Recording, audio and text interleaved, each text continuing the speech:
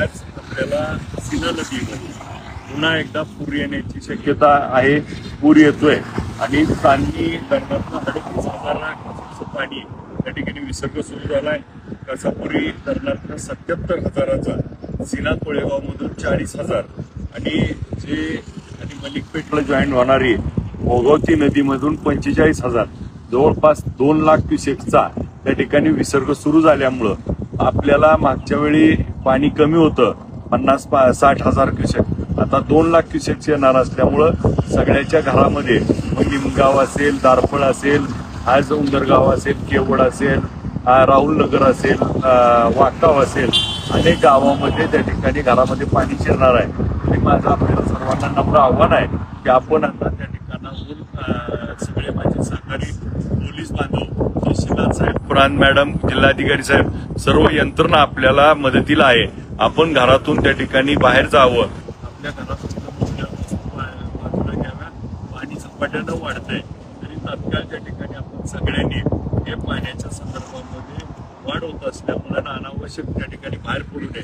पुराचं प्रमाण मोठं असल्यामुळं तरुण मुलांना माझं आव्हान आहे की तुम्ही पुरामध्ये कुठलंही धाडस करायला उतरू नका, होऊ नका. आणि पाण्याचं त्या ठिकाणी मोठ्या प्रमाणात येते. शेतकऱ्यांना देखील या निमित्तानं आव्हान आहे, आपल्या जनावरांची काळजी घ्या, जनावर आपली सुरक्षित ठिकाणी हलवा. आपल्याला आपली कोणाची जीवितहानी होणार नाही, जनावरांची जीवितहानी होणार नाही. आणि आज आपले पंचनामे करत असताना आज आपले पंचनामे चालू होते, परंतु पुन्हा एकदा पूर आल्यामुळं आज सगळी यंत्रणा पंचनाम्याऐवजी या लोकांना मदतीला आहे. त्यामुळं पुराचं पाणी कमी झाल्यानंतर पुन्हा पंचनामे चालू होतील.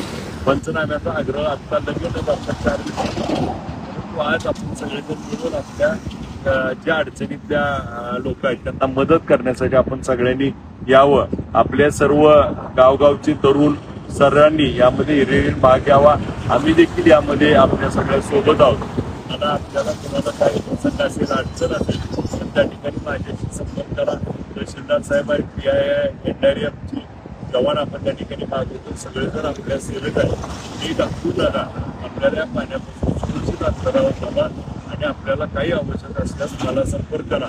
आम्ही आपल्या सेवेत आहोत. मला त्या ठिकाणी आपण सगळ्यांनी काळजी घ्यावी आणि कुठलंही हुल्लडबाजी कुणी तरुणांनी करू नये ही सर्वांना नम्र विनंती.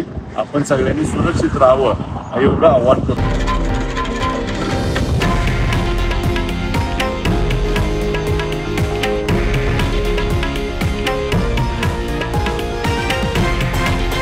हे आहे देशातील नंबर 1 न्यूज नेटवर्क आणि आपण पाहत आहात TV9 मराठी, एकमेव.